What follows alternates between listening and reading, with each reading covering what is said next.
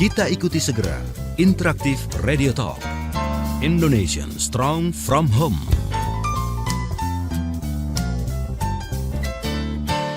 Indonesian Strong From Home bersama Ayah Edi, praktisi multiple intelligence dan holistic learning.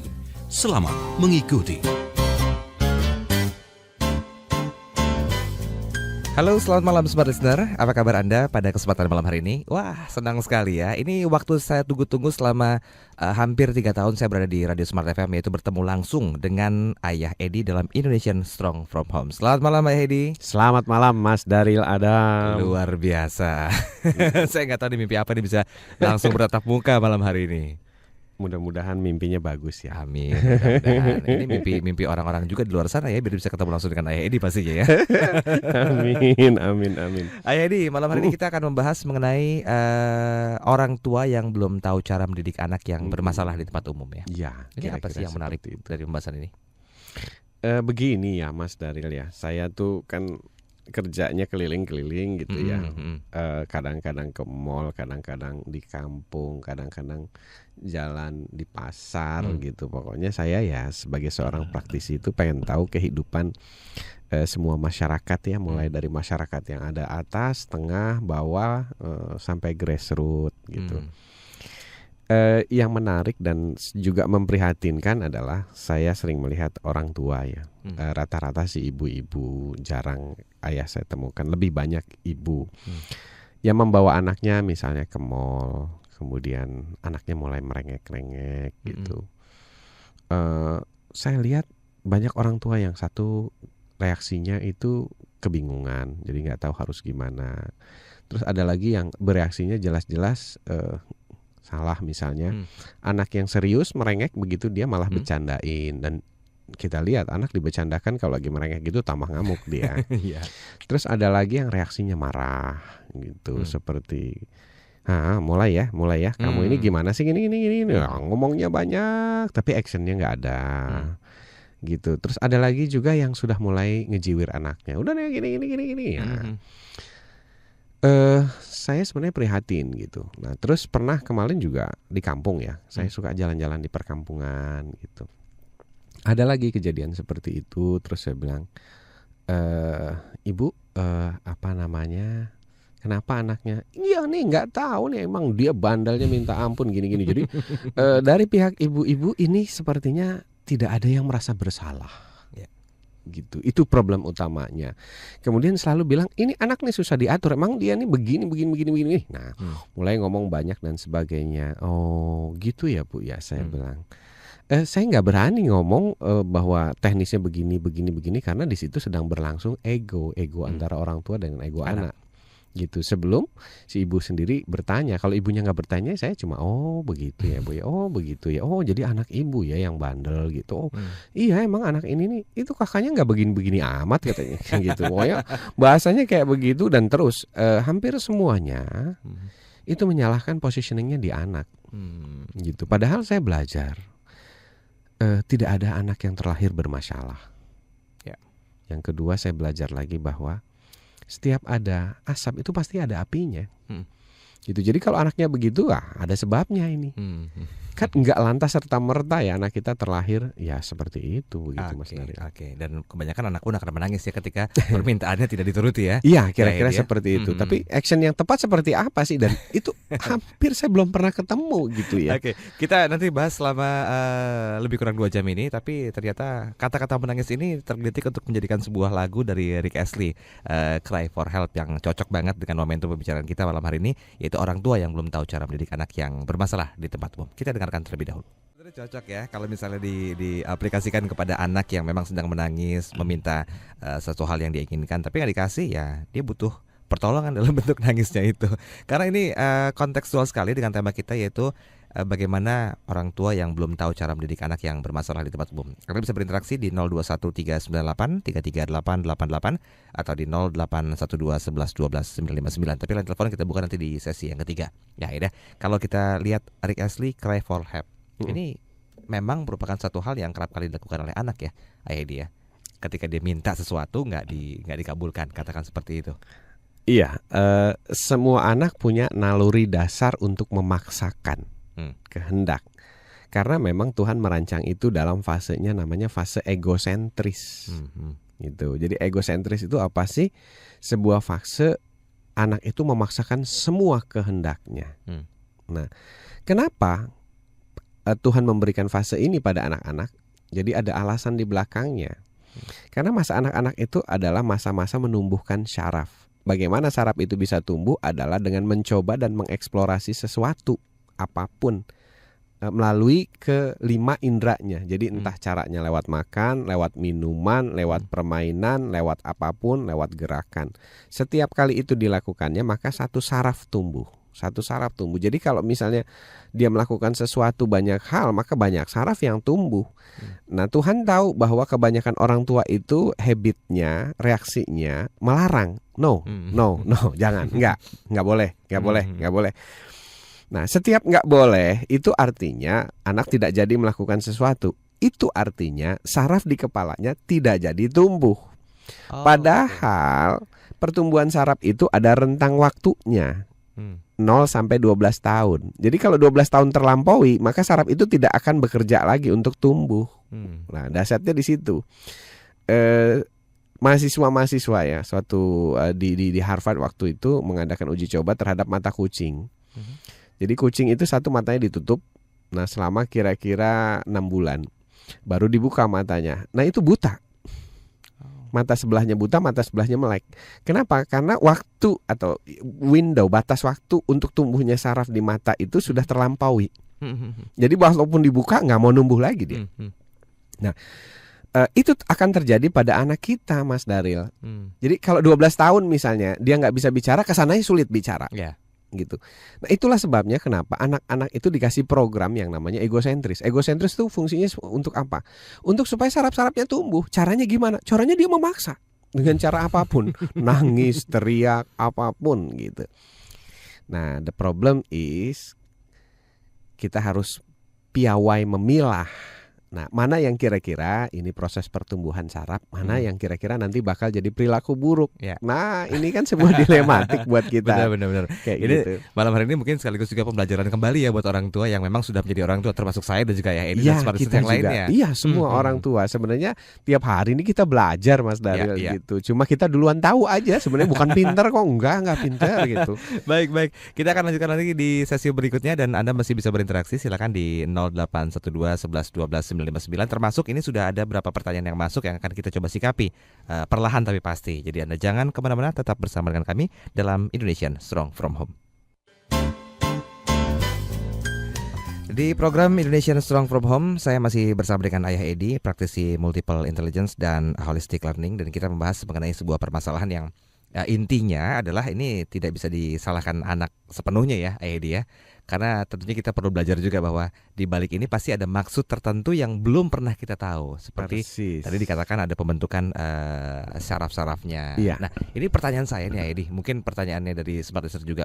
Bagaimana orang tua ini bisa membedakan bahwa apa yang diinginkan oleh anak itu merupakan cara untuk pembentukan sarafnya dan mana yang kira-kira diinginkan sama anak tapi itu berujung efek negatif gitu loh. Nah, itu dia. Jadi yang pertama begini, kita memang harus jeli. Satu, yang kedua kita harus paham betul ya proses pembentukan saraf itu seperti apa. Jadi di kepala anak kita tuh setiap hari terjadi tembakan-tembakan listrik. Ya, jadi saraf itu tumbuhnya pakai sistem neurotransmitter. Jadi listrik di dalam kepala itu menembakkan melalui chemical, ya chemicalnya ada di situ, nanti jadinya dendrit. Nah, dendrit itu yang disebut saraf-saraf cabang, saraf-saraf tunas. Jadi setiap kali anak kita melakukan sesuatu, maka listrik di dalam otaknya menembak, seret gitu. Nah, kalau dia pertama kali melakukan itu sekali tembakan kan. Nah, jadi kayak kita nulis di kapur tuh sekali garis. Nah, bisa jadi kan sebentar kehapus. Nah, itu perlu 2 kali biar tebal, seret. Terus perlu 3 kali biar permanen, gitu. Nah, kalau udah 3 kali, ke 4 kali, ke 5 kali, ke 6 kali, nah kalau itu ternyata mengganggu orang lain dan lingkungannya, itu yang baru harus diluruskan. Contoh gampangnya gini deh. Setiap anak itu selalu tertarik sama yang namanya hal-hal baru. Nah, misalnya dia ngelihat remote lah. Buat kita remote udah biasa kan. Buat anak-anak remote itu something. Pertama kali dia lihat, dia tekan, kok berubah? Gitu, kaget dia kan. Wah, ini benda sakti nih gitu kan. Akhirnya dia tekan lagi, dia tekan lagi, dia tekan lagi, dia tekan lagi. hari pertama, day one. Jadi kalau day one berarti baru saraf pembentukan dasar. Oke. Besok gitu lagi. Wah. Walaupun kita kan terganggu ya, lagi asik-asik nonton misalnya Mas Daryl lagi nonton berita apa gitu. Wah, tiba-tiba ditekan sana tekan sini kan terganggu. Tapi kita harus sadar nih. Kita tinggal tanya saja sama istri gitu. Ini hari keberapa nih gitu. Karena hari keberapa itu menentukan dia pertumbuhan saraf dasar, kemudian penguatan atau permanen. Nah, terus sekali, 2 kali, 3 kali, 4 kali kita udah yakin permanen. Artinya apa? Proses itu sudah tertanam di sarafnya dan sarafnya udah jadi. Jadi satu siklus itu udah jadi. Jadi dia udah tahu bahwa remote control itu cara bekerjanya begini. Nah, itu kalau dibiarkan terus yang tumbuh adalah attitude. Ya. Jadi kita punya hitungan 41 atau 31. Oke, kalau udah 4 kali atau 3 kali kayak begini, oke. Berarti yang keempat atau yang kelima kita luruskan. Sini sayang. Kalau remote itu kamu tekan-tekan terus, kita semua terganggu nih. Jadi prosesnya begini. Kita mulai buat aturan main. Nah, disitulah kita buat aturan main. Nah, pada saat buat aturan main itu harus pasal per pasal. Jadi kejadian per kejadian. Kejadian remote 1 pasal. Nanti kejadian air tumpah 1 pasal. Jadi nggak bisa pukul rata. Kamu ini mama kan kemarin udah bilang ya, kemarin kan pasal remote. Gitu. Cuma kadang-kadang kan kita ngerasa bahwa ngomong sekali pengen semua masalah itu berlaku kan. Nggak ada yang namanya 1 pasal berlaku untuk semua kasus kan gitu. Makanya KUHP kan tebal sekali gitu. Nah, itu kira-kira gambaran yang paling sederhana gitu. Kalau misalnya anak kita berbuat sesuatu, hanya kita perlu tanda kutip ini atau garis bawahi. Jangan sampai salah nih. Nanti kata ayah Edi begini. Kemudian anak saya bermain sama silet. Bermain sama cutter. Itu ada batasannya sendiri ya, ya. Okay. Kemudian misalnya bermain sama api, terus kita bilang nggak apa-apa nak, baru 1 kali. Wah, repot urusannya, nanti dia kebakar, saya ditangkap sama polisi nanti karena salah memberikan informasi. Nah, untuk masalah-masalah yang sifatnya krusial berhubungan dengan nyawa dan keselamatan anak, baru pertama kali pun kita harus intervensi. Oh, berarti kita perlu tegas dalam keadaan tertentu gitu ya. Persis ya, intervensi langsung kita tegaskan, kita jelaskan efek dan risikonya sampai mereka paham. Oke, saya potong sebentar ya Hedi nih. Yes. Nah, kalau berbicara masalah attitude tadi kan ya, kebanyakan anak tuh kalau misalnya udah dilarang, kita ambil contoh ratanya remote tadi. 1 kali, oke, hari pertama pembentukan, kemudian hari kedua, ketiga, dan keempat, batas maksimal keempat. Hari kelimanya dia akan melakukan lagi nih biasanya anak, karena dia merasa udah dibiarin apa-apa, coba ganti. Nah, untuk menstop halusnya ini bagaimana? Oke. Kita pakai pola yang sudah kita kenali. Pakai analogi yang paling sederhana. Gimana? Begini, dulu orang naik motor nggak pakai helm kan? Ya. Oke ya, nggak pakai helm ya.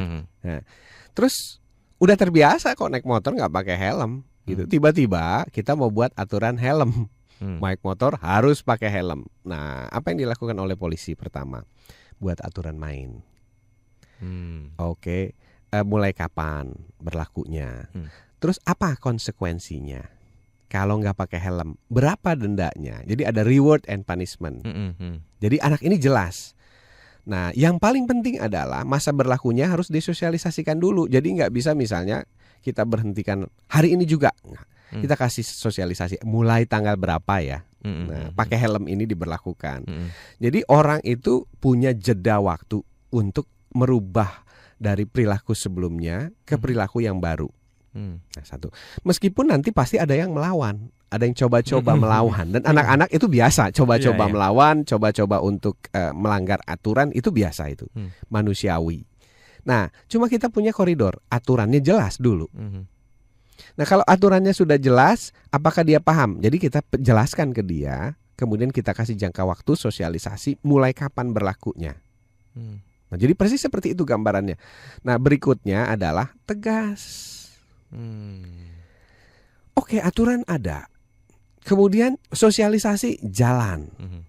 Kemudian reward and punishment-nya jelas. Tapi tidak tegas ya, jadinya kayak sekarang. Misalnya ada letter dilarang parkir ya, P dicoret ya, tapi di sana malah angkot-angkot mangkal. Nah, ini masalah ketegasan. Sebenarnya apa yang terjadi di kehidupan kita itu refleksi bagaimana kita mendidik anak di rumah. gitu. Nah anak-anak juga kalau kita buat aturan tapi nggak tegas, ya alasannya nggak kasihan, nggak tega. Kan saya udah nggak di rumah, masa di rumah mau galak-galak amat sama anak. Ini bukan galak. That's not talking about galak. Ini about tegas gitu. Nah kita perlu legitimasi supaya bisa terlegitimate atau dipercaya oleh anak. Kita perlu tegas. Waktu kita bilang A, kita lakukan A. Kalau enggak nanti jatuhnya neto. No action, talking only. talking only. Oke, kalau misalnya kita tegas nih sama anak dengan kondisi bahwa saya orang tua bekerja dari pagi sampai malam, kita jarang ketemu anak, tapi begitu ketemu dengan si kecil di rumah, kok papa jadi tegas gini ya? Papa nggak sayang nih sama aku, masa aku begini aja nggak boleh? Nah, ini kan anak akan menangkapnya beda dengan yang kita maksudkan. Padahal tujuan kita baik nih, Edi. Nah, bagaimana pelan-pelan agar anak ini bisa ngerti, oh, saya dilarang ini agar tidak seperti ini. Baik, pada awalnya semua orang merasa kenyamanannya akan terganggu. Ya, betul. Pada saat hukum helm diberlakukan, orang yang biasa nggak pakai helm terganggu, gitu. Makanya melakukan perlawanan. Akhirnya tegas kan, oke, tilang. Terserah kamu mau komentar A kek, B kek, polisi kurang baik, tidak penuh kasih sayang dan sebagainya. Nah, silakan Anda berkomentar. But this is the rule of the game. Nah, nanti kalau sudah terbiasa pakai helm, nggak pakai helm justru jadi nggak enak sekarang. Jadi this about habit sebenarnya. Pada saat kita berlakukan itu pertama kali, pasti anak akan melawan, merengek. Gayanya macam-macam tiap anak. Ada yang kayak mata kucing ya, menunjukkan wajah memelas gitu. Benar. Sampai orang tuanya akhirnya feel guilty. Nah, feel guilty inilah yang harus dihindari. Dalam buku saya ditulis jangan sampai feel guilty sama anak. Kenapa? Karena memang takdir setiap keluarga beda-beda. Jadi ada yang misalnya orang tuanya harus kerja malam, ya that's okay. Memang ini our destiny. Anaknya harus tahu, harus dijelaskan, harus paham. Jadi nggak ada misalnya karena saya kerja kemudian pulangnya larut, akhirnya semuanya ada dispensasi. Nah, awal dari dispensasi inilah yang membuat kekacauan di rumah. That's okay, nggak apa-apa. Misalnya single parent, mama single parent nak. Memang ini kondisi kita tidak bisa dibandingkan. Boleh percaya, boleh tidak. Kalau di survei tidak ada satu keluarga pun punya kondisi yang sama persis. Betul. Jadi nggak ada yang sempurna di antara kita ini. Selalu ada missing linknya. Nah, dari situlah kita jelaskan kepada anak kita, ya inilah keluarga kita, inilah yang kita punya dan inilah aturan kita begitu. Oke, jadi ini perlu dicatat juga nih Ayah Edi buat para ayah dan ibu di luar sana ya, bahwa ternyata tidak ada dispensasi dengan keadaan apapun juga ya. Tidak ada. Misalnya karena saya single parent lah, saya jadi membolehkan dia begini, atau karena saya kerja jauh misalnya di offshore pulangnya 2 minggu sekali. Nggak ada alasan seperti itu. Kenapa? Karena anak ini pada awalnya dia akan belajar tentang nyaman dan tidak nyaman. Nah, pada saat kita tegas, nyaman dan tidak nyaman ini akan berubah menjadi sebuah pembelajaran mana yang baik dan mana yang tidak baik, mana yang salah dan mana yang benar. Seperti itu. Tapi kalau misalnya kedua orang tua tidak kompak, ayahnya tegas tapi misalnya ibunya tidak tegas, maka nanti efeknya adalah ayah jahat, ibu baik. Betul. Seperti itu. Dan ini bahaya. Itu sama dengan good guy and bad guys. Padahal di rumah tidak boleh ada good guys and bad guys. Semuanya he's a good guys. Kita akan bahas itu nanti di sesi berikutnya ya. Bagaimana dengan anak yang sudah membrand atau mencap ayahnya jahat atau ibunya sebagai seorang yang good girl. Saya katakan good girl karena memang setiap hari selalu bersama dengan anak dan ayahnya pun jarang ketemu, tapi mencoba untuk tegas mengaplikasikan apa yang dijelaskan oleh Ayah Edi malam hari ini. Anda jangan kemana-mana, kita segera kembali.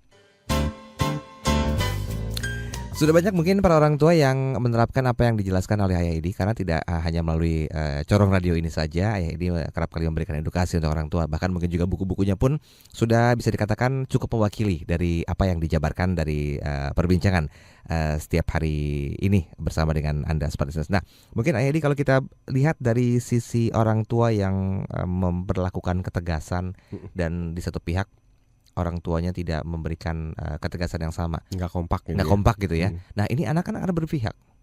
Saya sama mama aja sama papa soalnya begini, atau saya sama bunda sama ayah sebaliknya gitu. Nah, ini bagaimana mengatasi anak seperti ini?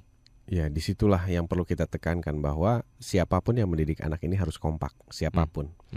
Jadi kalau nggak kompak, nanti yang muncul adalah si anak tidak belajar tentang attitude baik dan salah atau benar atau salah, tapi dia belajar tentang mamahnya baik, papanya jahat. Dan ini sangat tidak dianjurkan, sangat fatal. Kenapa? Karena Ya jelas-jelas fatal karena si anak ini nggak pernah belajar tentang baik dan salah gitu, tentang benar dan salah. Termasuk juga nenek. Oh. Gitu. Kalau tinggal misalnya sama nenek, kan nenek itu cenderung membela ya. Jadi kalau kita lagi tegas tuh, sini biar sama nenek. Nah, pada saat neneknya mengambil alih dengan cara seperti itu, maka si anak jelas, nenek baik sekali. Ya, merasa dengan membela. Padahal kita sedang mengajarkan bahwa this is right, this is wrong, this is right, this is wrong. Kenapa? Karena di bumi ini, dimanapun di dunia ini ya kayak begitu, selalu ada right, ada wrong. Kemudian selalu ada aturan main. Nggak ada yang sebebas-bebasnya. Bahkan negara liberal sekalipun itu sangat jelas sekali, clear aturan mainnya. Nah, jadi di buku saya memang ditulis ya bahwa ada 37 paling tidak kebiasaan orang tua yang menyebabkan perilaku anak suka merengek kayak begini. Dan salah satunya itu adalah orang tua tidak kompak. Oh, oke. Jadi kalau misalnya kita merasa orang tua yang tidak kompak selama ini kalau bisa berubah, tapi kalau nggak sanggup ya lebih baik nggak usah ikut-ikut. Jadi kalau saya nganjurinnya gini, oke, selesain dulu masalah kamu sama papa. Jadi kita netral, tapi tidak ikut campur. Gitu kira-kira. Oke, baik. Sudah ada 2 penelpon yang coba berinteraksi nih Ayah Edi. Suara FM, selamat malam. Halo. Halo, selamat malam. Ibu dengan siapa di mana, Bu? Malam, dengan Santi di Depok. Oke, Ibu Santi langsung dengan Ayah Edi, Bu. Halo Ayah, Assalamualaikum Ayah. Ya, waalaikumsalam Bu Santi. Saya ibunya kembar 3 tahun setengah. Iya Bu. Dan ibunya Irsya. Iya betul. Mau tanya nih Ayah, Ya. kalau kembar ya diajak ke tempat umum Yes. justru sangat menyenangkan. Jadi karena dari rumah memang saya kan sudah ada perjanjian dengan mereka ya. Oh ada briefing ya? Iya. Oke. Terus di sana pun juga mereka nurut ya. Jadi kalau saya bilang jalannya di depan bunda ya nak. Iya. Depan. Terus itu satu, dia nurut, enak gitu. Jadi teratur lah ya. Terus yang kedua, akur di depan umum tuh akur sekali. Maka setiap orang keluar tuh orang selalu tanya, nggak pernah berantem ya? Iya. Mereka orang pada tanya gitu, karena dia jalan gandengan. Tuntun adiknya kak. Terus tidak, kalau minta apa-apa kan pasti mereka selalu tanya, boleh beli ini bunda? Adik kan dari rumah tidak bisa beli ini ya. Iya. Jadi dia nurut tuh ayah. Tapi Iya. kalau di rumah kan walaupun saya ada punishment dan reward, terus itu sudah saya jalankan ya ya. Yes. Dan saya berusaha sebisa mungkin tetap menjalankan yang sudah saya buat aturannya ya. Saya berusaha. Kadang mereka tuh kalau misalkan berbuat yang keluar dari aturan, terus baru saya mau buat terapkan besok kalau begini lagi harus bagaimana, kan mereka pasti bilang akan buat sanksi bunda, tapi saya buat begini, dia kan nangis tuh ayah seperti dulu aja, jadi nangis sepanjang saya diam. Ya nggak apa-apa nangis bu, biar aja. Yang kadang kan kalau mereka tuh buat ulas tuh malam ya, kalau di jam 8 jam 9 nangis kan kayaknya kedengerannya gimana ya. Nggak apa-apa nangis bu. Kalau saya begini, waktu anak nangis saya kasih pilihan. Oke, kamu boleh nangis nak, tapi di kamar sebelah. Oh gitu ya. Iya, di kamar sebelah. Jadi kalau di sini diam. Kalau kamu mau nangis tetap di sini boleh, tapi terisak nak. Kenapa? Saya tidak melarang anak saya nangis karena nangis itu adalah sebuah pengeluaran racun emosional. Tapi dia harus juga menggunakan aturan cara nangisnya. Kalau nangisnya itu sudah mengganggu, oke nak, boleh nangis tapi di kamar lain. Oh, kalaupun dia berontak, kita tarik saja. Dia boleh itu ayah? Oh iya boleh. Tegas bu. Tegas itu begitu. Ya Ibu Santi bisa langsung ke intinya Bu, karena sudah ada satu telepon yang menunggu. Iya, sudah. Jadi prinsipnya itu aja. Jadi kalau di luar enak, kalau di dalam tuh masih agak susah untuk dikendalikan gitu. Ya, baik. Saya ya. Ya, Terima kasih banyak. Terima kasih. Saya kembali Bu. Ya, Assalamualaikum. Waalaikumsalam. Nanti kita sikapi ya Ayah Edi ya. Dan kita coba sapa telepon berikutnya. Halo, Smart FM, selamat malam. Halo, Iya, terima kasih sudah menunggu. Dengan Ibu siapa di mana? dari Felicia. Felicia. Iya. Oke, silakan langsung singkat saja dengan Ayah Edi. Halo, selamat malam, Edi. Selamat malam Bu Felis, silakan. Saya baru lulus SMA nih. Oh sorry, Felis aja Felis ya. berarti. Ya. Oke, yuk Felis silakan. Jadi kan karena baru kebetulan saya ini baru lulus, jadi ya seperti anak-anak yang baru lulus, saya bingung mau kuliah jurusan apa. Oh gitu. Saya sih pilihannya kalau nggak bahasa itu desain. Nah, di sekolah itu nilai rapotnya itu paling bagus nilai bahasa. Terus tapi saya tuh hobi gambar gitu, ayah. Oh, kalau mimpi kamu pengen jadi apa sih Felis? Yang penting tuh dreams. Ya Saya sih ya. Ayo sebutin. Nih Tuhan dengar nih. Saya sukanya sejujur-jujurnya sih saya lebih suka gambar lah gitu daripada bahasa. Oke, jadi desainer.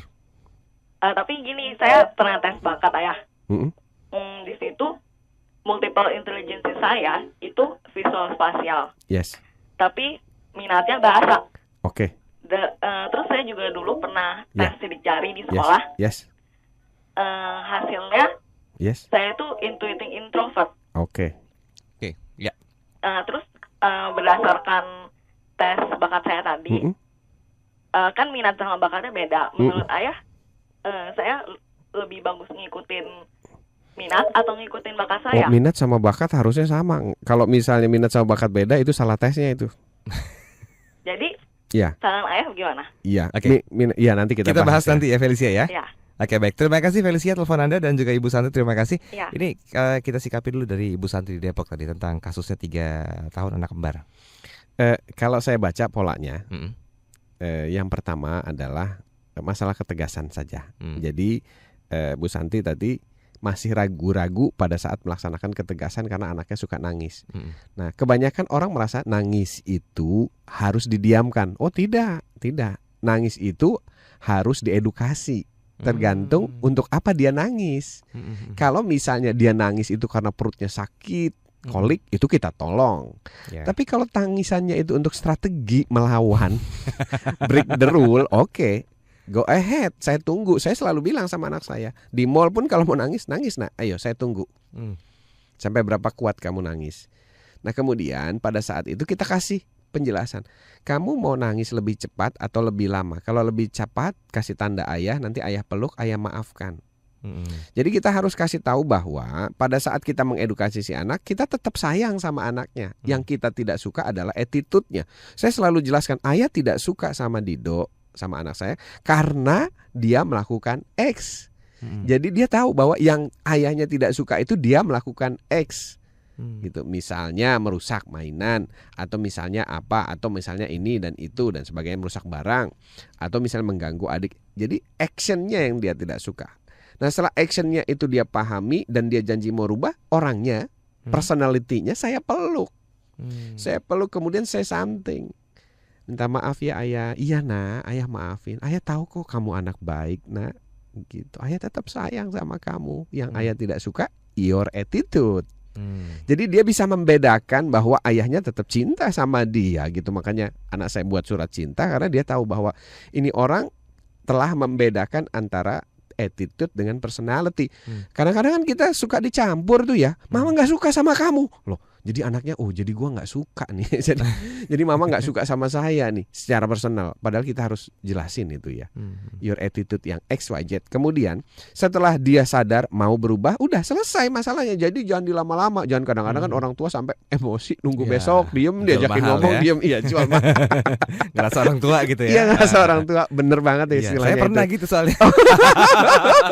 Bocor gitu. satu kasus. Iya kan jaim. Gak boleh ya gitu ya dia? Gak boleh. Nggak boleh. Efeknya apa kira-kira tadi? Efek jangka panjangnya dia merasa dia nggak bisa ngebedain yang salah itu personality-nya atau attitude-nya. Oh, oke. Gitu. Sebenarnya kan personality-nya oke-oke aja. Dia tetap anak saya, dia anak baik begitu. Tapi waktu dia melakukan kesalahan itu that's okay. Nah, pada saat kita segera memaafkan, maka dia akan segera berubah. Itu rumusnya. Pada saat kita lambat memaafkan, lambat clearance, maka dia akan lambat berubah. Gitu. Kenapa perubahan itu harus diawali dari convenient? Nah, habis kita maafkan, pelukan, dia merasa convenient kan? Oke, next saya berubah. Oke, saya pulang ya Edi ya. Saya minta maaf sama anak saya dulu ya. Oke, ini yang kedua nih Felicia nih, mengenai kuliah. Mungkin disikapi secara singkat saja Edi. Gini Felis, saya belajar sama Pak Howard Gardner. Pak Howard Gardner itu adalah orang peneliti ya, peneliti dan pencinta anak gitu. Selama 30 tahun beliau meneliti tentang profesi dan hubungannya sama minat bakat. Jadi Felis, minat sama bakat itu sebenarnya nyambung harusnya. Kalau nggak nyambung itu kemungkinan salah tesnya. Karena tes kan buatan manusia aja. Betul. Gitu mungkin aja salah. Misalnya begini, kalau Felis misalnya suka gambar, ya berarti minatnya gambar. Kemudian kalau misalnya suka juga bahasa, ya berarti minat kedua bahasa. Itu saja masalahnya. Jadi bukan minat bahasa kemudian hebatnya gambar, bakatnya enggak. Ya karena seseorang itu suka gambar, pada saat Felis kan bilang suka. Nah, suka itu kan artinya saya berminat loh menggambar. Artinya kamu punya 2 minat, cuma 1 bakat kan gitu. Bakatnya lebih ke gambar. Ya pilihlah minat yang dempet sama bakat. Kenapa? Karena superstar itu rata-rata adalah orang yang minat sama bakatnya sama. Berhimpitan, hebat, kemudian terpelihara dan sejak sekarang diambil keputusan untuk mengambil itu. Sip. So Felis, semakin cepat kamu menjadi desainer atau mengambil keputusan, ya semakin cepat kamu jadi orang hebat. Luar biasa. Ini satu pembelajaran sendiri buat Anda semua pastinya. Kita akan break sejenak dan bersabar untuk Anda yang sudah kirimkan pertanyaan di line SMS. Nanti akan kita coba sikapi pertanyaan malam hari ini. Mudah-mudahan sih bisa cukup terbahas sampai dengan jam 10. Indonesian Strong From Home, we'll be right back. Ya, Sobat Listeners, Indonesian Strong From Home bersama dengan Ayah Edi segera kembali untuk Anda. Dan kita membahas mengenai orang tua yang belum tahu cara mendidik anak yang bermasalah di tempat umum. Itu inti persoalan kita, walaupun sepertinya masih banyak hal yang perlu dikaitkan dengan segala macam jenis permasalahan tersebut. Dan kita akan bahas dari sisi SMS dulu, karena ini sudah cukup banyak SMS yang masuk malam hari ini. Kita menuju ke ini ada 0813-11366 sekian-sekian.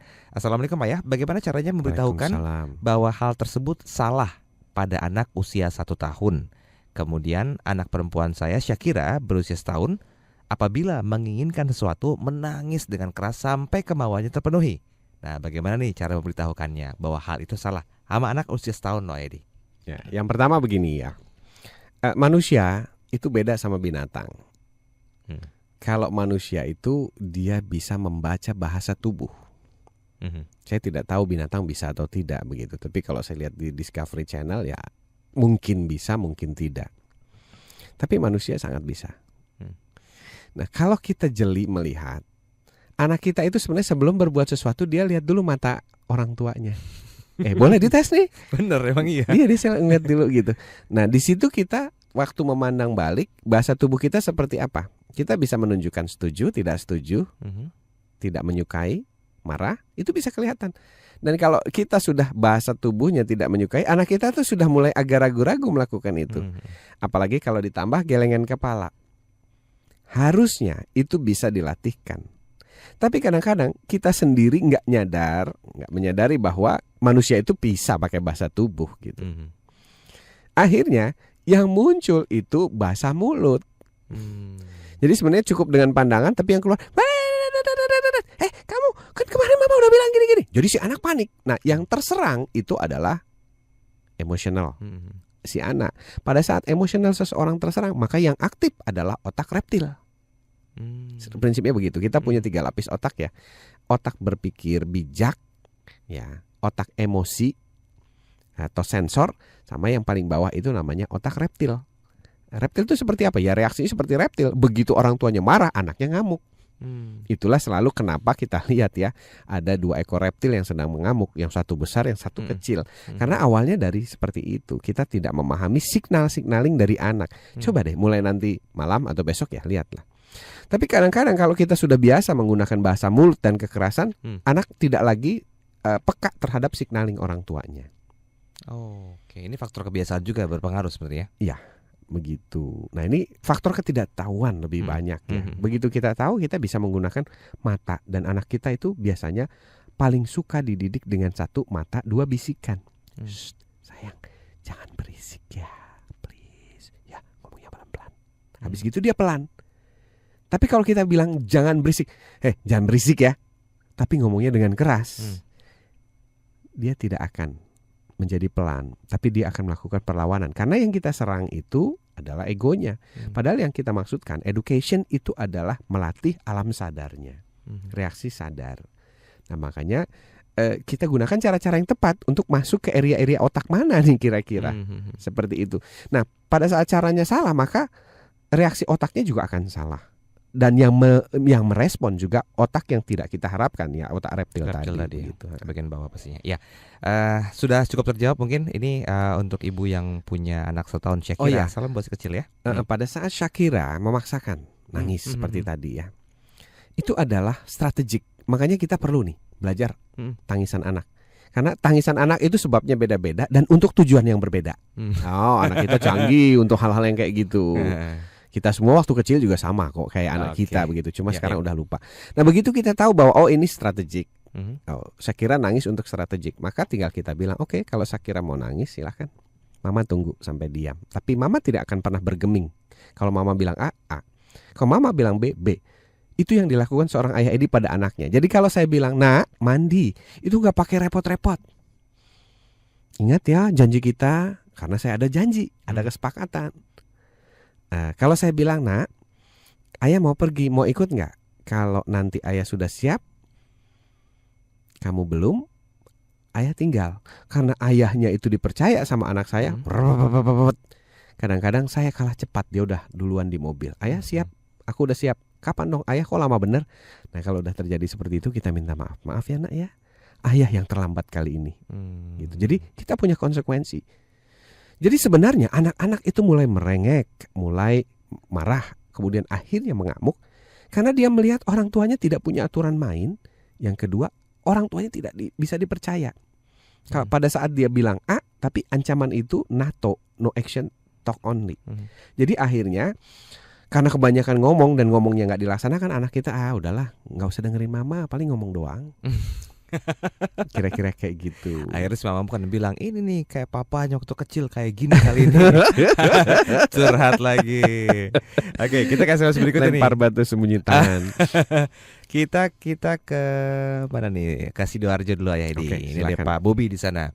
Saya sudah implementasi ilmu ayah ke keponakan saya dengan mendewasakan dia. Tapi saya perlu sesuaikan dulu nih dengan kultur arek Surabaya yang to the point dan belak-belakan. Bagaimana nih ayah Edi? Ya justru to the point belak-belakan itu lebih enak daripada not to the point, Pak. Kenapa? Karena tingkat ketersinggungan orang Surabaya itu dikit gitu. Jadi orang yang budayanya to the point biasanya nggak mudah tersinggung dan jadi egonya nggak mudah terserang. Jadi enak bahasanya, bisa direct.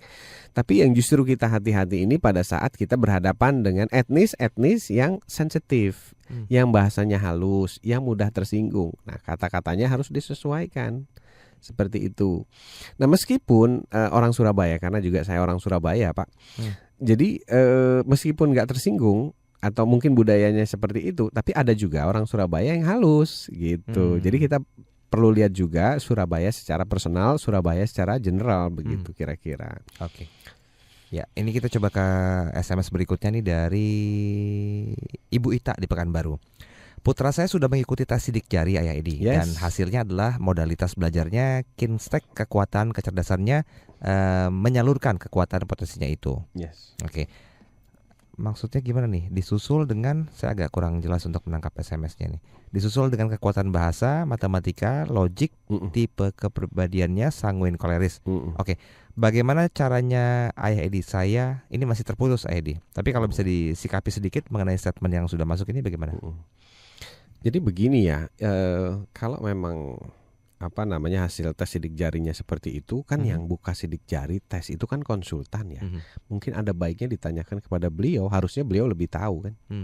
Penyelenggara sebuah tes itu harus tahu hasilnya seperti apa dan orang tuanya bagaimana, karena kalau nanti saya mengomentari saya nggak paham itu tesnya begitu ya.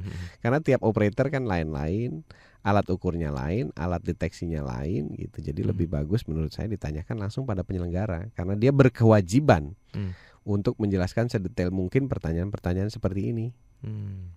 Gitu. Makanya saya tidak gunakan itu lagi begitu. Saya gunakan namanya program observasi di Cibubur Keranggan. Jadi karena setiap 2 minggu ya, selama 2 minggu anak diobservasi dan kami bertanggung jawab memberikan konsultasi 2 jam terhadap semua pertanyaan orang tua tentang anaknya. Oke. Ya, kita ke Cibubur juga nih, Ayah Edi. Boleh, silakan. Di sini ada Ibu Eka di Cibubur. Assalamualaikum Ayah. Waalaikumsalam Bu Eka. Bagaimana menumbuhkan ketegasan pada orang tua yang berkarakter plekmatis? Nah, karena biasanya orang tua yang plekmatis itu ketegaan sehingga kurang tegas. Oke, gimana ya? Salah yang paling gampang adalah kita berlatih action ya, action. Jadi acting. Jadi kayak artis ya. Kayak artis sinetron mungkin ya. Kita berlatih dan acting untuk membayangkan orang yang tegas. Ya, karena satu-satunya jalan seperti itu. Plekmatis kan bawaan dasar. Kemudian kita bayangkan sebuah tokoh dan kita mainkan tokoh itu, tokoh tegas. Nah, kenapa saya lebih mengarah ke sana? Karena dari segala metode yang paling gampang itu. Kita bisa ngambil contoh dari artis-artis sinetron kan gitu kan. Itu bukan watak aslinya. Betul. Gitu. Mereka bermain di sana. Tapi kan kalau udah yang kayak Busu Bangun dulu ya.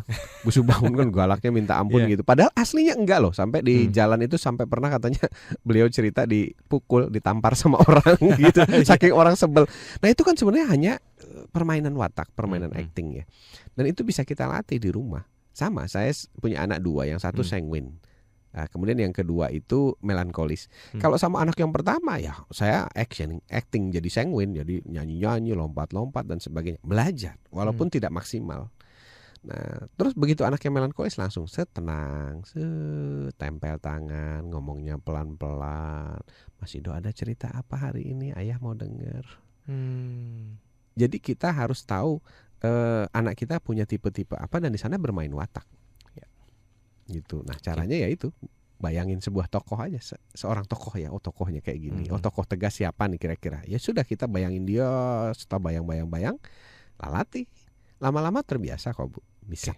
Mudah-mudahan Ibu Eka juga bisa menjadi orang tua yang tidak pragmatis dalam artian pintar acting dan diterima sebagai artis sinetron. Iya, sebenarnya pragmatis itu tidak ada kepribadian yang bermasalah.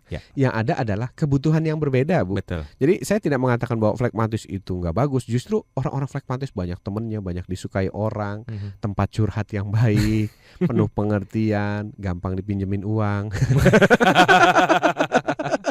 murah hati gitu ya. Sering ditipu. Nggak tahu itu. Oke, line telepon kembali kita buka lagi di 0213983388 atau line SMS, dan terima kasih sudah bersabar agar SMS dibacakan karena kita masih punya waktu 1 jam lagi untuk Anda dalam Indonesian Strong from Home. Kita kembali lagi bersama dengan Anda Smart Listeners, dan saya masih bersama dengan Ayah Edi, praktisi multiple intelligence dan holistic learning dalam program Indonesian Strong from Home. Dan terima kasih atas waktu dan kebersamaan Anda, masih terus bergabung bersama dengan kami sampai dengan jam 10 malam nanti waktu Indonesia Barat. Dan sesungguhnya kita sedang membahas sebuah permasalahan mendasar yang kalau kita lirik lebih dalam lagi, jadi pasti banyak orang tua yang belum tahu cara mendidik anak yang bermasalah di tempat umum. Walaupun penjabarannya pasti akan banyak melebar ke berbagai sisi, karena itu semua berhubungan dengan pola dan tingkah laku dari anak sendiri yang mencerminkan, katanya sih, ini gambaran orang tua jadi masa kecil. Nah, ini stigma seperti ini bagaimana kita bisa menyeluruskan hal ini? Ya, ada benar ada salahnya ya. Ada iya ada enggaknya. Karena kita terlahir dari kromosom ya. Iya. Kedua orang tua kita, jadi mungkin saja itu faktor keturunan gitu. Terus ya kalau keturunan ya seperti itulah, artinya bawaan lahir saya menyebutnya. Tapi bawaan lahir ini kan faktor natural. Nah, nurture itu yang akan membentuk dia. Kombinasi antara bawaan lahir dengan pola asuh ini akan membuat seseorang itu bereaksi, berespons. Nah, seperti begini, Mas Daril, anak kita ada yang keras kepala misalnya, itu bawaan lahir.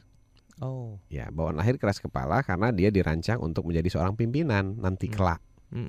Nah, kemudian biasanya orang tua nggak suka itu sama anak yang begitu. Akhirnya ditekan, nggak boleh begini, nggak boleh gitu, kamu jangan begini. Akhirnya si anak itu jatuhnya jadi terrepresi, tertekan. Padahal mestinya pola mendidik kita harus disesuaikan. Jadi kalau misalnya dia keras kepala, tipe manajer, maka gaya kita mendidik harus gaya manajer. Misalnya manajer tuh suka tepat waktu, nggak banyak bicara, terus aturan mainnya jelas. Rewardnya apa, punishmentnya apa. Kalau saya berhasil kan begitu. Nah, tapi orang tua rata-rata nggak punya ini semua. Yang ada emosional saja. Padahal nggak perlu dimarahi kok anak-anak yang keras kepala itu, tinggal dibuat aturan main. Oke nak, kalau kamu nggak mau main berhenti, kalau mau kamu lagi main ya, kamu mau mandi 5 menit lagi atau 10 menit lagi. Jadi ada option. Seorang anak yang manajer ingin decision makernya dia. Jadi jangan diputuskan. Sekarang kamu mandi ya, berarti dia nggak mau. Wajar dia nolak karena I am decision maker. Jadi tugas Anda adalah memberikan opsi. Mengikuti saya. Iya, begitu mengikuti saya. Tinggal kita kasih opsi kalau kita mau 5 menit atau 10 menit. Terus bisa nawar 15 menit lagi dong Pak. Wah good, dalam hati. Tapi dalam hati saja good. Berarti anak saya pandai negosiasi. Oke. Orang tua yang perlu bisa menyikapi ya, gitu ya. Oke, kita terima penelpon berikut ini. Smart FM, selamat malam. Selamat malam. Ya. Assalamualaikum. Waalaikumsalam. Dengan siapa di mana, Pak? Dengan Pak Heru di Depok. Pak Heru. Silakan langsung dengan Ayo. Ayah Edi. Assalamualaikum Ayah Edi. Waalaikumsalam Pak Heru. Ya, Ayah, saya ada 3 pertanyaan ya. Wih, Maaf. banyak betul Pak. Iya. Ya, saya seorang guru Yes. gambar di Depok ya. Ya. Jadi saya sering ikut seminar juga di beberapa tempat. Nah, yang pernah saya ikuti itu seminar tentang active learning. Yes. Nah, cuman karena waktu yang terbatas, jadi saya juga masih belum paham betul apakah active learning itu ada korelasinya dengan multiple intelligence saya. Itu yang pertama. Terus yang kedua, saya juga pernah ikut seminar yang diselenggarakan oleh Profesor Primadi Tabrani, Ayah. Jadi beliau itu mengembangkan tentang konsep 5 citra manusia dalam konsep kreatif. Nah, itu saya juga masih belum paham betul apakah memang konteksnya seperti apa. Oh, kalau konsepnya Pak Tabrani mungkin yang bisa jelaskan Pak Tabrani ya. Oh gitu ya. Iya. Jadi kalau konsepnya Mas Daril yang bisa jelaskan Mas Daril. Oh, iya. Terus Ya, yang ketiga ya, ini dari beberapa guru yang pernah bicara dengan saya gitu ya. Jadi kebanyakan pendidikan agama dan moral itu di sekolah itu kebanyakan hanya semata hafalan itu aja. Sehingga kelihatanlah dampak perilaku anaknya itu nggak terlalu signifikan. Iya, jagalah kebersihan karena kebersihan sebagian daripada iman. Hafal kita semua, tapi WC-nya pada bau pesing ya. Kan gitu aja. Iya, WC-nya pada bau pesing, kemudian kelasnya jorok gitu. Nah, yang saya jadi pertanyaan, apakah memang lebih penting pendidikan agama atau spiritual, Ayah? Kadang itu juga menjadi bahan pertanyaan terhadap guru-guru juga. Pendidikan aplikasi, Pak, bukan pendidikan agama atau spiritual, tapi aplikasinya. Oh, gitu. Jadi misalnya begini, ada hadisnya, gitu. Ada hadisnya misalnya kita bilang bahwa kebersihan adalah sebagian daripada iman.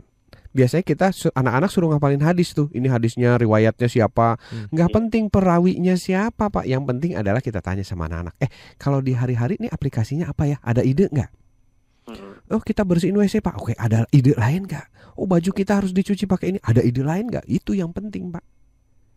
Jadi menghubungkan antara teori dengan prakteknya seperti apa sih?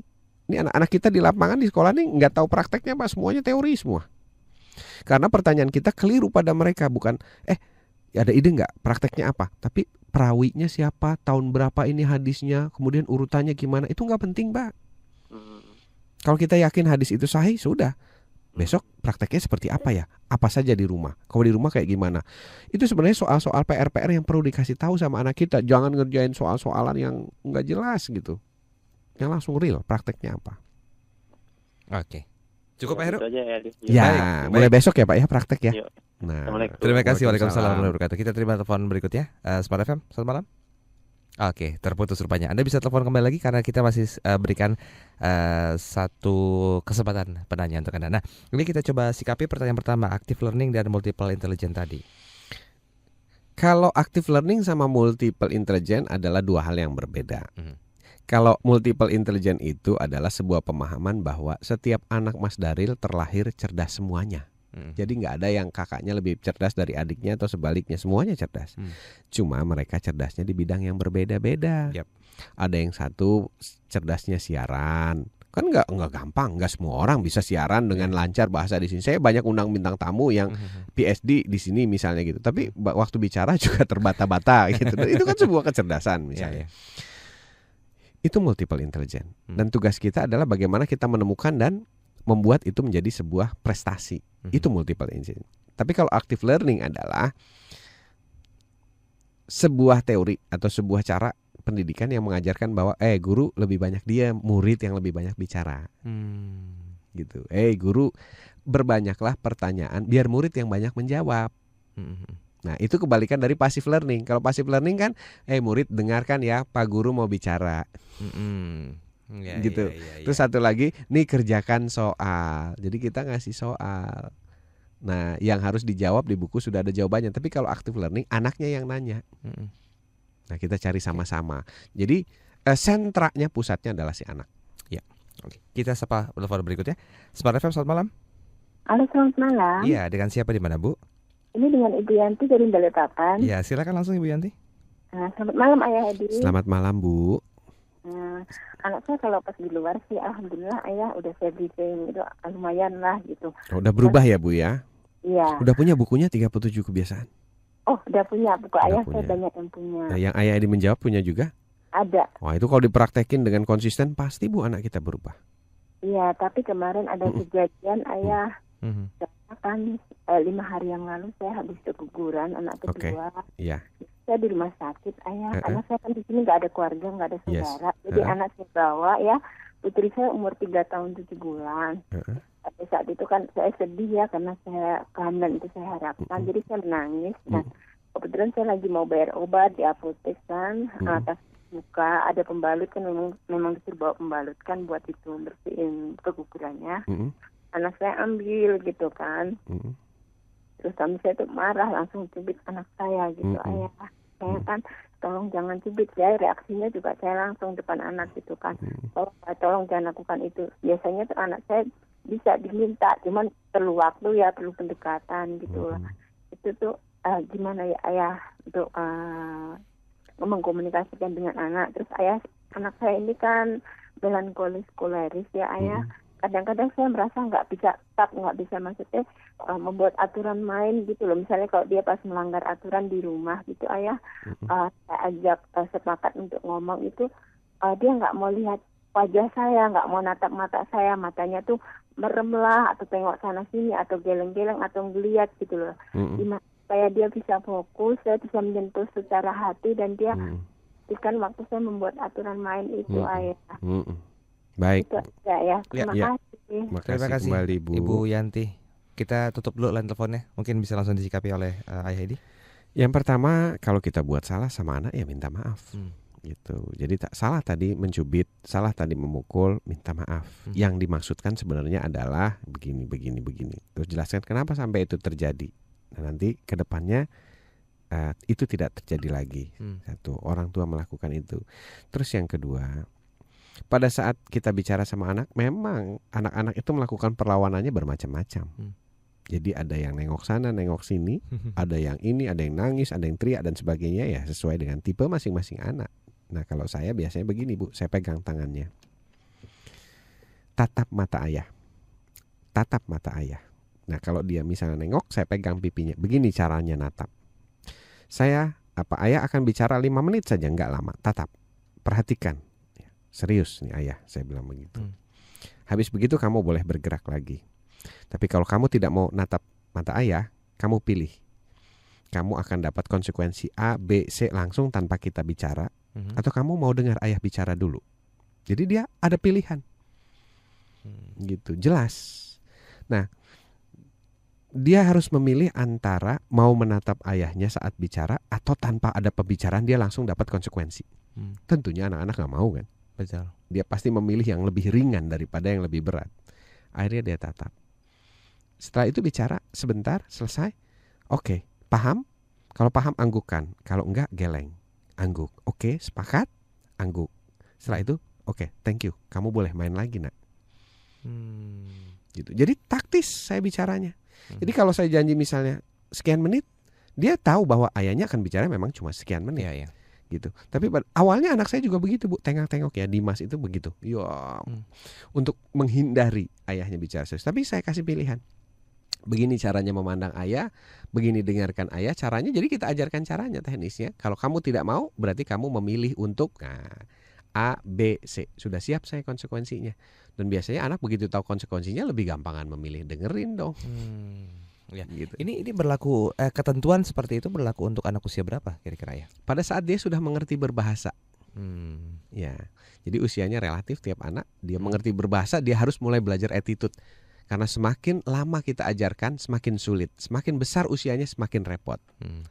Begitu kira-kira. Semakin tertata sejak kecil semakin bagus. Cuma problematiknya memang pada saat anak kita bersekolah, dia akan membandingkan orang tuanya dengan orang tua lain. Itulah kelemahan peran sekolah yang tidak melakukan proses pembelajaran akhlak di sekolah. Jadi anak-anak itu akan membandingkan satu orang tua dengan orang tua lainnya. Justru yang dia pilih adalah orang tua yang nyaman, bukan orang tua yang benar. Di situ agak sulit. Makanya saya memilih homeschooling. Kenapa? Karena di homeschooling dia tidak punya pembanding. Jadi aturan-aturan main yang baik itu ya ya dia akan lakukan serta-merta. Karena dia tidak punya misalnya orang tua yang membolehkan anak bermain 3 jam. Tuh papanya Dodi boleh kok Dodi main 3 jam main game gitu. Tuh papanya Lina kok boleh gini. Oh tuh papanya Iqbal misalnya boleh tuh main game online di internet dan sebagainya. Tuh papanya boleh kok beliin BB misalnya begitu. Terus kita akan dibandingkan. Nah itu lemahnya sekolah. Nah di sekolah kami juga punya sekolah Bu. Jadi kami menguji coba homeschooling dan menguji coba sekolah umum. Sekolah umum kalau mau melakukan ini bisa. Dengan cara apa? Setiap ada kasus antara orang tua dengan anak yang membandingkan anak-anak lain di kelas yang sama, maka dibawa kasusnya menjadi sebuah proses pembelajaran di kelas. Jadi pembelajaran yang bagus itu adalah real story. Kasusnya apa yang sedang terjadi diangkat, diselesaikan sampai anak punya pemahaman, punya kesepakatan. Kira-kira seperti itu. Oke, baik. Ibu Windy, bagaimana pola asuh yang tepat untuk putra saya usia 6 tahun tipe sanguinis, leader, auditory, visual, dan right brain? Jawabannya setelah yang satu ini. Baik, terima kasih dan masih terus bersama dengan kami dan kita masih punya banyak sesi dan kesempatan untuk Anda yang ingin berinteraksi. Tapi jujurnya ini saya ada satu keluhan sih sebenarnya, makanya saya bilang tadi di awal 3 tahun saya menunggu masa ini. masa penantian. Beberapa bulan yang lalu anak saya yang pertama itu sekitar 10 tahun ya kurang ya. Dia sempat nanya, "Mah, itu mamanya Ferdi kok perutnya gendut ya? Lagi hamil ya, Mah?" Iya. Yeah. Istriku bilang, "Iya, lagi hamil." Anaknya masuk dari mana ya, Mah? Yes. Nah, ini yang sampai dengan sekarang tuh kita belum menemukan jawaban yang pas gitu loh, karena takut salah ucap, akhirnya nanti berimbas ke seks edukasi. Karena saya coba kaitkan dengan seks edukasi sendiri. Nah ini bagaimana menyikapi pertanyaan yang luar biasa dalam tanda kutipnya dari anak-anak yang kita tidak pernah terpikir akan terucap seperti itu. Ya, jadi udah mulai ada pengakuan jujur ya bahwa anak itu luar biasa ya. Jadi tidak bodoh ya anak kita ya. Satu itu. Yang kedua adalah pada saat anak itu bertanya, sebaiknya jawablah dengan fakta. Jangan ngeles. Kan kebanyakan kita ditutup-tutupi, diputar-putar sana sampai anaknya keblinger, nggak ngerti apa sampai besar. Sebenarnya begini yang terjadi ya. Pada saat seorang bertanya, kita itu langsung mereferensikan bagaimana dulu kita dididik tentang seks. Waktu orang tua kita ngedidik dengan cara ngeles, tabu, maka kita juga akan langsung bereaksi sama. Begitulah kita, begitulah manusia. Reaksinya itu tergantung rekaman masa lalu. Nah, melalui program parenting ini kita ingin mengubah dari pola-pola rekaman masa lalu ke pola-pola research dan edukasi, pola science, pola research, pola yang tepat. Jadi kalau kita ingin tahu apa yang sedang terjadi sih di otak anak, pada saat dia bertanya itu masuknya dari mana, maka yang sedang bereaksi adalah otak kiri. Otak kiri itu mempertanyakan otak kanan. Ya, dia mempertanyakan. Nah, kemudian dia sedang berhubungan dengan otak kiri, logikanya seperti apa. Nah, otak anak itu terdiri dari otak kanan dan kiri, sama seperti orang tuanya. Nah, kanan itu fungsinya apa? Fungsinya untuk imajinasi. Ya, imajinasi, menghayal. Kiri itu fungsinya untuk logik. Nah, jadi pada saat kita membahas misalnya proses pembuahan, kemudian proses terjadinya dari sel telur dibuahi sperma sampai jadi anak, itu adalah sebuah proses yang bisa direspons oleh dua hal yang berbeda. Kalau kita menjelaskan secara otak kiri, kita gunakan buku-buku kedokteran yang bergambar. Misalnya ada gambar penis, ada gambar vagina, kemudian bertemu, nanti dia akan mengeluarkan sperma dan sperma ini masuk ke sel telur. Ini salurannya, prosesnya seperti ini. Terus inilah yang terjadi pada manusia, ini yang terjadi pada hewan, ini yang terjadi pada bunga. Kalau kita jelaskan itu runtut terus, nanti yang bereaksi otak kiri. Yang berkembang adalah kemampuan analisis sainsnya. Walaupun dia melihat benda yang sama. Tapi kalau kita tidak jelaskan itu, Mas Daril, maka yang menjelaskan biasanya sinetron, TV, video, game online. Dia menjelaskannya dengan cara-cara praktek hayalan. Orang bersenggama, orang pacaran, pelukan, ciuman. Nah, anak kita kalau tidak dilatih, yang merespon langsung otak kanan. Nah, otak kanan itu imajinatif, erotisme, pornografi. Jadi kalau kita sudah mendapat pertanyaan seperti itu, segeralah kita beli buku-buku kedokteran dan ajarkan, latih dari kecil supaya nanti sampai besar reaksinya otak kiri. Oh gitu. Bendanya sama ya, vagina, tapi yang melihat otak yang berbeda hasilnya berbeda. Kalau misalnya dilihat dengan otak kiri vagina, maka jadinya dokter kandungan. Oke. Tapi kalau yang melihat dengan otak kanan jadinya playboy. Iya. Jadi bedanya di situ. Nah, sekarang betul. tinggal kita mau pilih nih, siapa yang mengedukasi anak kita? Apakah mau orang tuanya duluan supaya arahnya ke reaksi respons otak kiri atau ke otak kanan? Nah, semakin kita duluan ya semakin aman anak kita. Begitu. Seperti anak saya ya. Setiap hari saya biasakan melihat itu ya. Akhirnya dia melihat itu sebagai sebuah benda sains dan nggak ada respon apa-apa. Netral. Iya. Seperti itu. Nah, bukan berarti kalau otak kanan itu salah, tidak, Mas Daril. Itu ada waktunya. Kalau otak kanannya nggak berfungsi juga repot nanti. Betul. Begitu mereka married ternyata obrolannya otak kiri semalaman.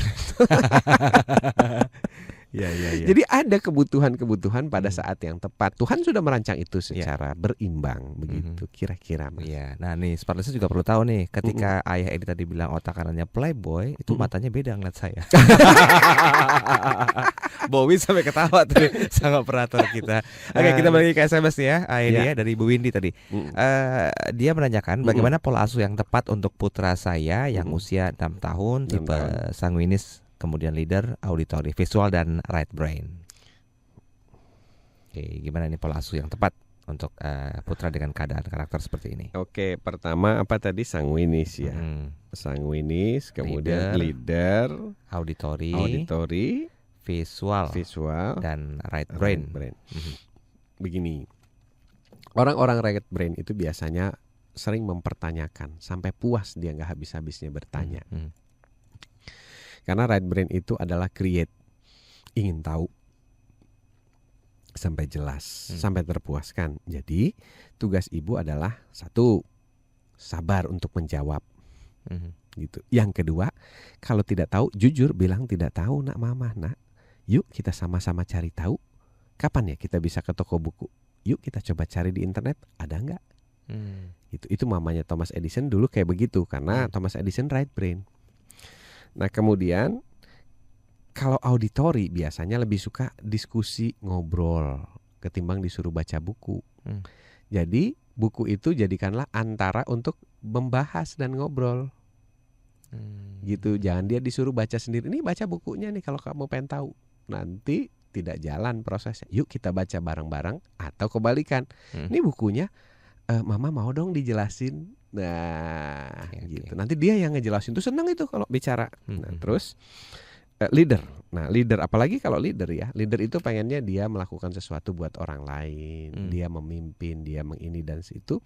Nah, gunakanlah. Di mana ya, nak, kita bisa cari bukunya. Jadi dia yang cari keputusan, dia yang suruh observe. Dia diberikan kepercayaan untuk mencari hal-hal baru. Nah, cara mendidik ini luas, tergantung kasuistis. Jadi itu gambarannya ya, Bu ya. Lebih banyak menggunakan bicara, memberikan option-option, dia yang memilih. Nah, kalau ditanya secara keseluruhan semalaman habis. Kurang juga waktunya nih. Gitu. Tapi gambarannya kira-kira seperti itu, Bu. Kemudian anak yang leader, kemudian otak kanan, ini biasanya kritis. Anaknya kritis. Jadi kalau ibu misalnya salah dikritisi, nggak usah marah. Oh ya gitu ya, di mana sih letak kesalahan mama? Oh, kalau gitu mama minta maaf deh. Nah, kalau kita lakukan itu, nanti pada saat dia salah, dia akan tiru cara kita. Oh kalau gitu Bobby salah nih. Gitu, Bobby mau boleh minta maaf nggak? Gitu. Plagiatnya keluar ya? Ya kira-kira begitu. Anak kita itu rata-rata fotokopi atau cermin deh dari kita. Orang tuanya suka minta maaf, dia minta maaf. Gitu. Orang tuanya begini, dia begini, begitu. Makanya kalau ada sesuatu masalah, orang mau konsultasi sama saya selalu bilang, Bu, nanti kalau hasilnya ternyata ibu yang harus berubah, mau nggak? Kalau nggak mau, nggak usah konsultasi, percuma. Gitu. Sama seperti datang ke dokter. Dokter bilang, Bu, nanti tolong obatnya ditebus, tapi nggak ditebus. Minum 3 kali sehari, diminumnya 3 hari sekali. Kemudian suruh pantang, jangan ini, jangan itu, pantangannya dilanggar. So ya percuma begitu. Karena sebenarnya source-nya itu dari kita, dari para parent begitu. Nah, anak kita ini meresponsnya kira-kira seperti itu. Oke, ini perlu waktu yang cukup banyak. Ada kata terlambat nggak, Edi? Ya, kalau saya sih lebih suka ya. Lebih baik terlambat daripada tidak sama sekali gitu. Jadi ya wajar lah terlambat begitu. Kenapa? Karena memang di seluruh dunia pun belum ada sekolahnya orang tua gitu.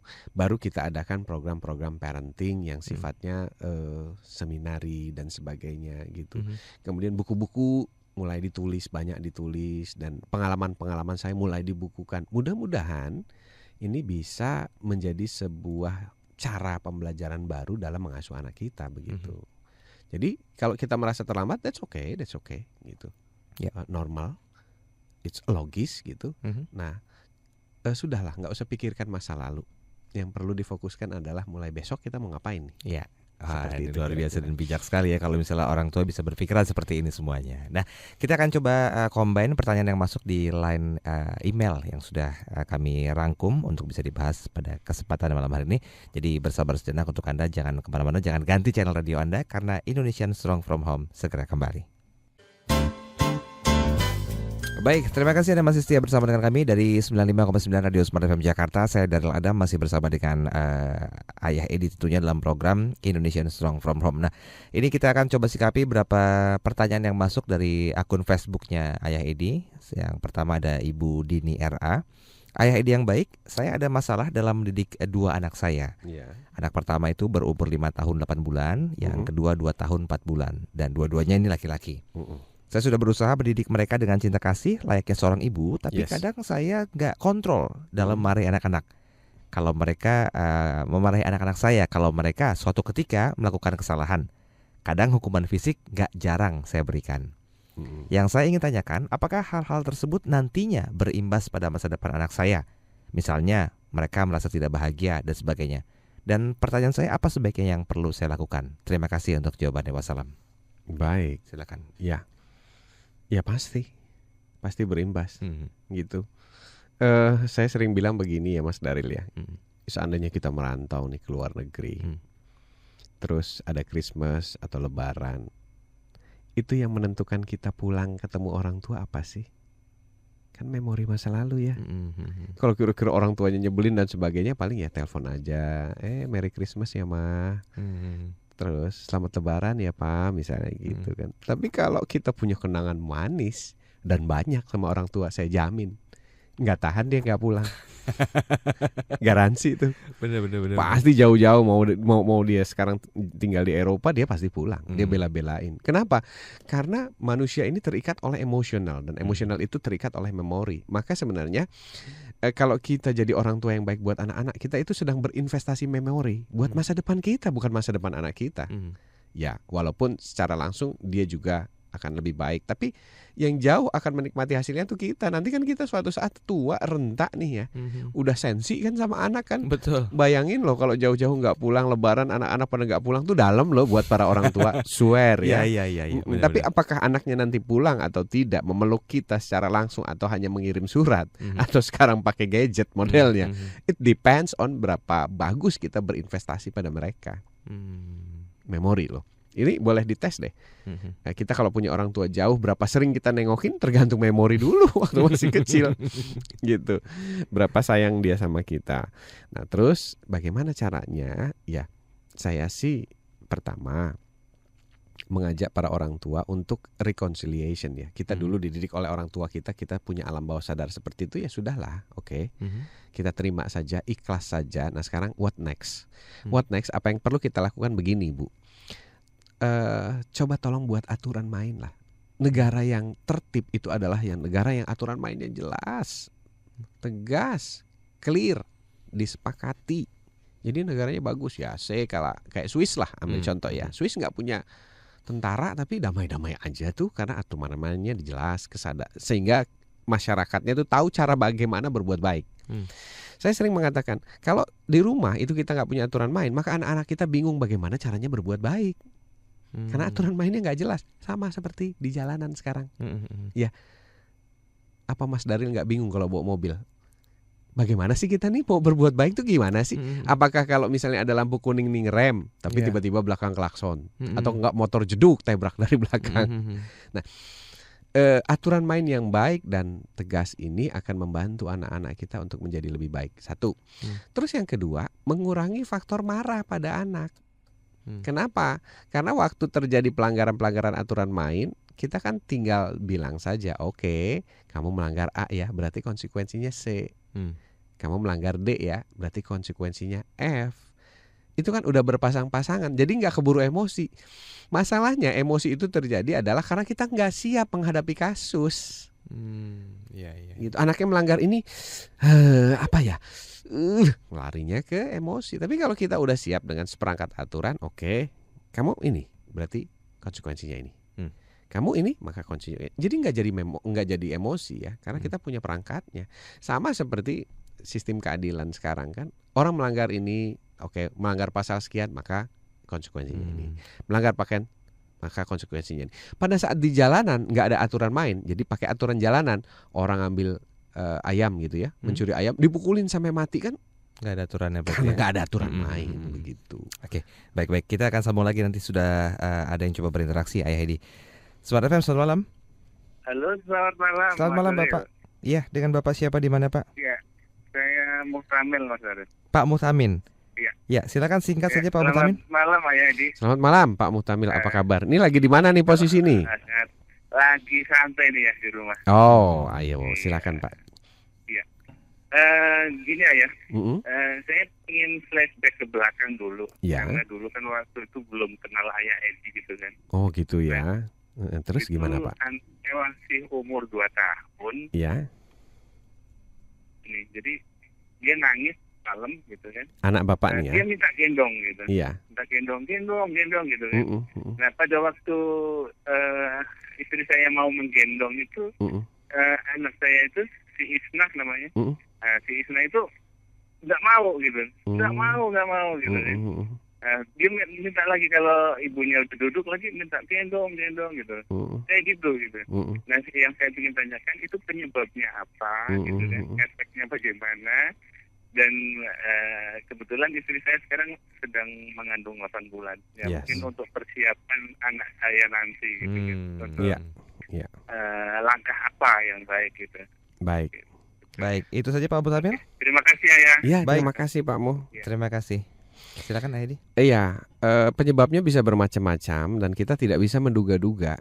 Jadi cara terbaiknya adalah pada saat anaknya nggak lagi marah, tidak lagi minta gendong, lagi diajakin main dalam keadaan emosionalnya stabil dan tenang, ditanya, nah kenapa sih kalau itu tuh suka minta gendong sama mama tuh atau sama ibu kayak gini-gini, kenapa sih? Gitu. Itu biasanya ampuh tuh, anak akan cerita ini gini-gini, habis mau punya adik baru nanti aku akan disia-siain, nggak kebagian gendong dan sebagainya. Nah itu nanti terus kita dengarkan, kita catat, baru kalau udah tahu sebabnya, ya obatnya jadi jelas. Nah obatnya adalah ya kita jelasin begitu, bahwa nanti kamu tetap dapat sayang, nanti akan begini, kamu akan tetap digendong tapi bergantian. Terus nanti diceritain, aduh pinggang ibu ini sakit lagi begini, kasihan ya ibu, tolong dong dipijit. Anak-anak kalau dilibatkan secara emosional dan dijelaskan secara emosional, dia akan punya empati. Nah terus berikutnya lagi nanti ini kemungkinan takutnya kan kecemburuan nih. Mau punya adik baru misalnya gitu ya. Nanti saya nggak dijadikan sayang lagi gitu, nggak disayang lagi, nggak prioritas lagi. Makanya dari awal sekarang kalau misalnya mau membantu si calon adik baru ini, maka libatkanlah si kakaknya. Yuk ambilin ini, yuk ini antar mama untuk ini gini. Jadi dia merasa bahwa justru si adik baru inilah yang menyebabkan aku jadi lebih diperhatikan. Jadi biasanya problemnya seputar itu Pak, kalau anak-anak gitu.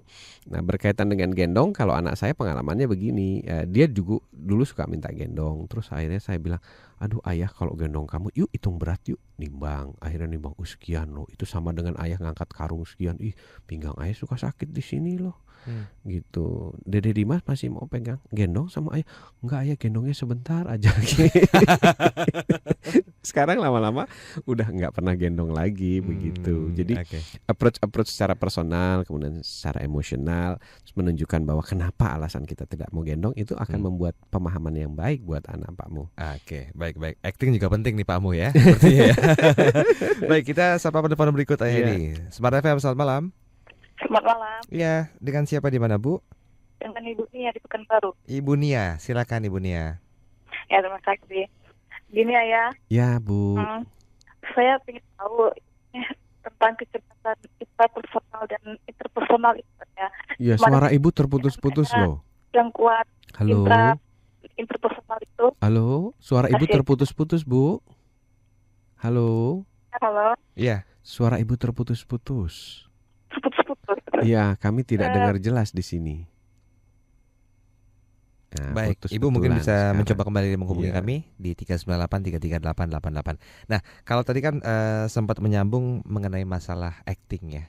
Ya. Ini batasan sampai kapan ya? Apakah ketika mereka sadar, oh ternyata papa ini selama ini bohong ya, cuma nyenengin aku aja ya, ternyata lebih pro ke adik ya, atau sebaliknya. Nah, bagaimana kita bisa menjelaskan situasi seperti ini agar maksud kita baik, tapi anak pun bisa menangkap secara baik juga? Iya. Kita seringkali bingung ya untuk membuat sesuatu. Kita berpikir menggunakan satu otak. Kenapa kita menggunakan hanya satu otak? Kenapa nggak kita pakai 3 otak? Jadi kalau saya begini, kalau misalnya ada konflik dengan anak ya, saya ajak anak kita duduk bareng. Kemudian ada usulan nggak dari Mas Ido? Mas Ido maunya seperti apa? Dedek maunya seperti apa? Kita pakai otak anak kita untuk membuat solusi-solusi konflik. Mas Ido maunya begini. Dedek gimana? Gini. Kalau gini gimana? Gitu. Jadi kebanyakan orang tua sering lupa menggunakan 2 otak lainnya. Atau otak anaknya. Sebenarnya anak-anak itu penuh solusi ya, penuh offering, penuh keinginan dan sebagainya. Kita compiling aja yuk. Kita ajak ngobrol bareng, seneng loh mereka. Nanti kalau mereka udah menyumbang saran, kemudian kita sepakat, nah biasanya ya pasti dilaksanakan, lawang dari mereka kan, gitu. Sama lah kayak kita orang dewasa, itu kan usulan saya, gitu. Kira-kira begitu. Oke, baik, kita coba terima penelpon berikut ini ya. Selamat malam. Iya, selamat malam. Ya, Ibu Nia. Ibu Eni. Oh, Ibu Eni, maaf. Ini lain. Ini semakin malam semakin ngantuk sepertinya ya. Silakan Ibu Eni. Iya, halo, selamat malam Ayah. Selamat malam Bu Eni. Ini Ayah, saya ngefans banget nih sama Ayah. Aduh, ngefans sama programnya ya Bu, jangan sama Ayahnya. Nanti suami Ibu cemburu loh. Iya, setelah 7 bulan saya ngikutin acaranya, akhirnya ketemu kemarin di Balikpapan tanggal 19. Iya, alhamdulillah ya Bu ya. Akhirnya ini Ayah, saya kemarin mau tanya tapi nggak sempat. Saya mau tanya masalah observasi. Kemarin kan di FB katanya ada observasi di daerah ya Ayah. Iya betul. Nah, itu cara ngumpulin maksudnya 10 orang itu gimana ya? Iya, Ibu kumpulin teman-teman. Atau ada ini dari Smart FM gitu nggak ya? Oh enggak, Smart FM nggak ikut-ikut Bu. Jadi yang inisiatifnya adalah dari yang perlu-perlu. Misalnya teman, sahabat, kemudian yang ikut seminar kemarin, misalnya siapa yang mau ini begitu. Gitu ya. Atau teman-teman sekolah. Oke, terima kasih Ayah. Ya, terima kasih Bu Eni. Salam untuk keluarga. Saya pikir Ibu Nia tadi terputus ya. Udah kepedean saya nyapa ya. Baik, kita akan break sejenak, tinggal 1 sesi lagi dan bersabar. Nggak kerasa 1 sesi ya. Iya, 2 jam ya kita ngobrol ya Edi ya. Kita akan sedikit melirik SMS, sudah banyak yang mengantri. Kita akan konsentrasi di SMS dan line telepon sudah kita tutup untuk Anda. Anda jangan kemana-mana, tetap bersama kami. Kita kembali bersama dengan Anda dan tidak terasa Indonesian Strong from Home untuk edisi kali ini sudah berada di sesi yang terakhir ya. Walaupun kita masih punya banyak permasalahan yang perlu kita sikapi, bagaimana Anda selaku orang tua termasuk saya, kemudian juga Ayah Edi di sini bisa menyikapi secara bijaksana terhadap permasalahan anak sendiri. Tapi sayang sekali waktu kita nggak cukup banyak. Ini ada beberapa SMS yang belum sempat terbahas. Kita meluncur ke Pekanbaru ya, Ayah Edi. Ya. Ada Ibu Dina di sana. Assalamualaikum Ayah. Waalaikumsalam Bu Dina. Anak saya seringkali merengek-rengek kalau saya lagi ada tamu. Minta ini, minta itu. Sepertinya itu sengaja dilakukan supaya keinginannya terpenuhi langsung. Yes. Nah, kalau ada saudara datang, dia itu tidak malu-malu minta uang dengan mereka. Jadi apa yang sebaiknya saya lakukan Ayah? Iya. Oh ya, sebelumnya saya lupa ya. Nanti kita di Medan nih mau ada acara buat guru-guru. Rencananya 1.000 guru, pelatihan 1.000 guru diselenggarakan oleh Smart FM Medan. Nanti silakan tunggu informasi lebih lengkapnya via Facebook komunitas Ayah Edi atau fanpage komunitas Ayah Edi. Yang saya dengar beritanya nanti pelatihannya gratis itu parentingnya. Jadi kayak di Balikpapan kemarin. Nah, berkaitan dengan Bu Dina, jadi begini Bu Dina, anak-anak kita itu cerdik, cerdas, sekaligus strategik. Ya. Jadi dia tahu nih saat-saat lemah orang tuanya di mana, di tempat mana orang tuanya lemah. Biasanya kita itu akan lemah kalau lagi ngantri di kasir. Nah, dia tahu tuh. Makanya permintaan-permintaan adanya selalu datang di dekat-dekat kasir gitu. Terus kedua, kalau di situ lagi orang-orang ngeliat.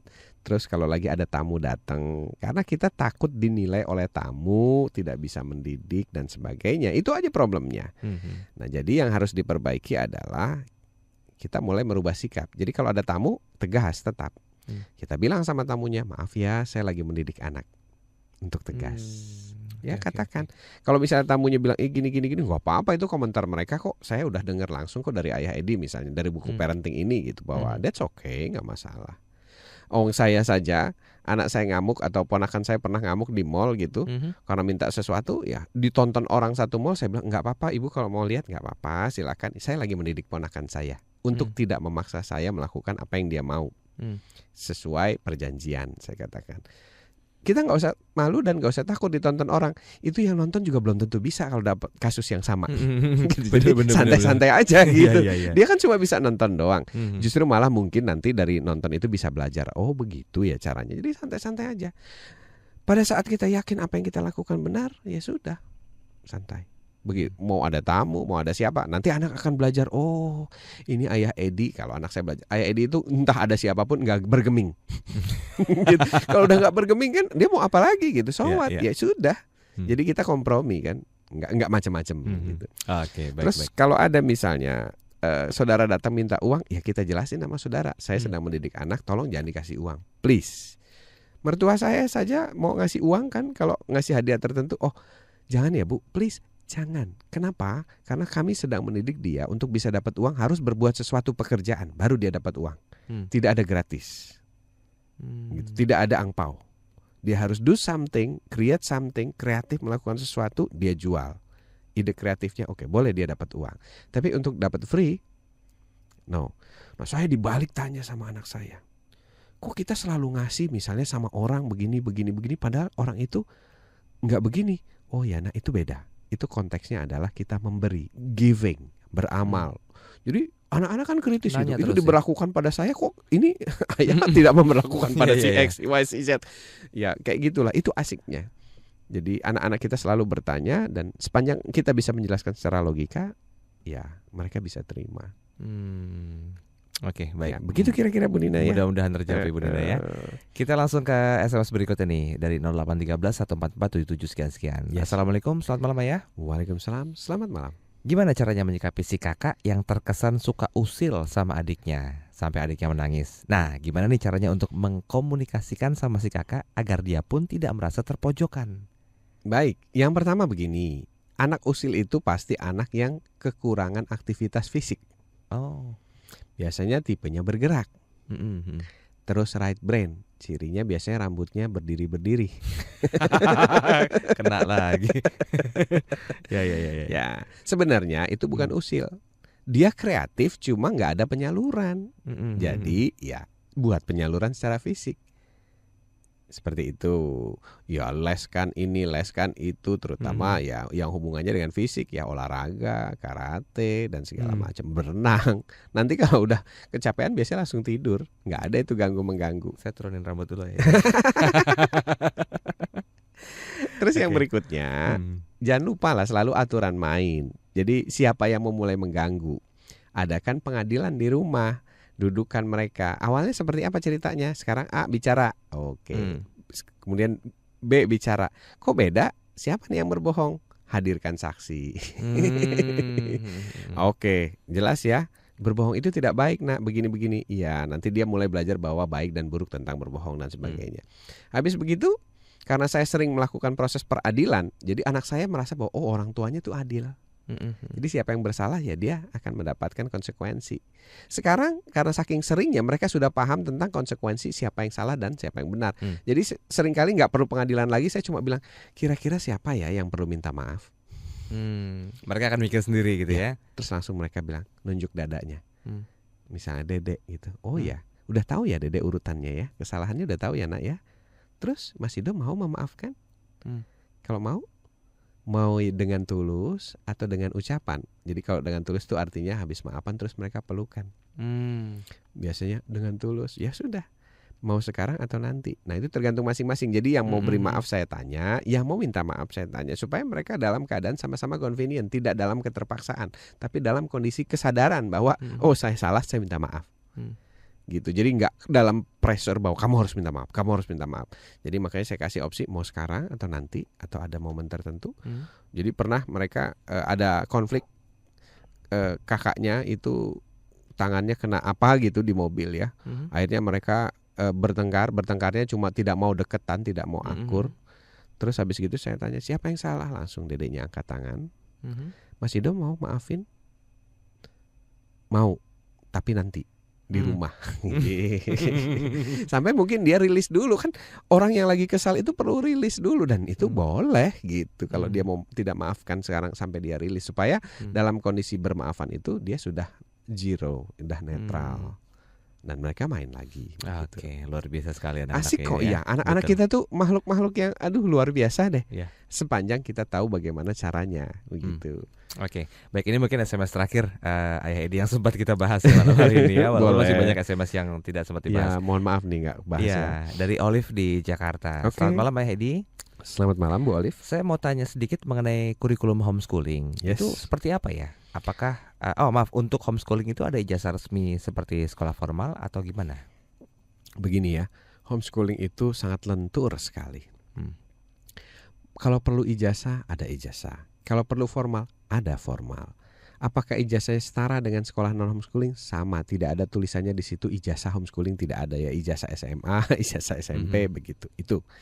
Tapi kalau yang dibutuhkan adalah sebuah keahlian, kita tidak perlu ijazah, ada orangnya, Pak Joko, ya, dosen UGM. Itu anak-anaknya bisa menciptakan chip-chip yang dipatenkan di Jerman, ya, jadi nggak perlu ijazah. Gitu. Yang dikembangkan adalah kemampuan ilmuannya dia gitu. Jadi anak-anaknya itu adalah penghasil alat-alat kedokteran. Dia homeschooling SMP. Jadi terakhir pendidikannya SMP, SMA nggak tamat. Tapi kalau misalnya ternyata kita homeschooling itu hanya sekedar untuk misalnya status ya.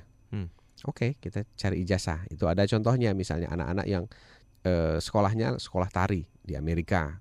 Kemudian sekolah broadcasting di mana gitu. Nah, untuk bisa dapetin ijazahnya, karena dia nari kan pada saat usia SMP, kalau kegedean nanti terlambat kan. Jadi dia sambil homeschooling, akhirnya dia dapat ijazah, dia dapat skillnya.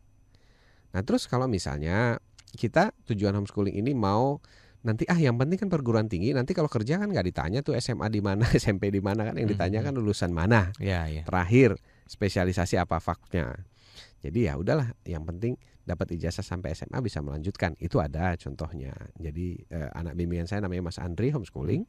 Yang penting itu dia sekolah berikutnya misalnya di Jepang, itu kan lebih menentukan nanti. Nah, jadi itu bisa lewat homeschooling. Jadi ini sebuah program pendidikan yang menyediakan kelenturan tergantung kebutuhan orang tua sama si anak maunya gimana.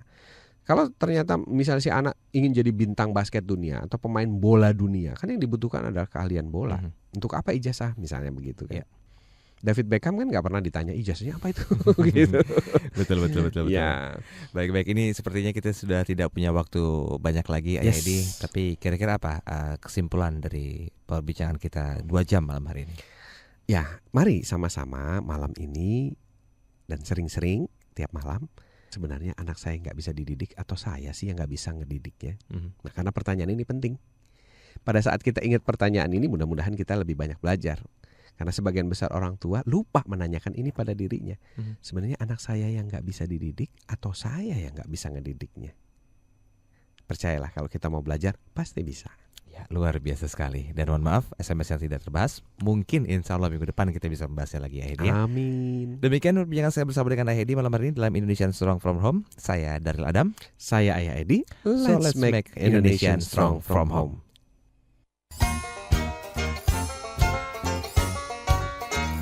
Telah Anda ikuti Indonesian Strong From Home bersama Ayah Edi.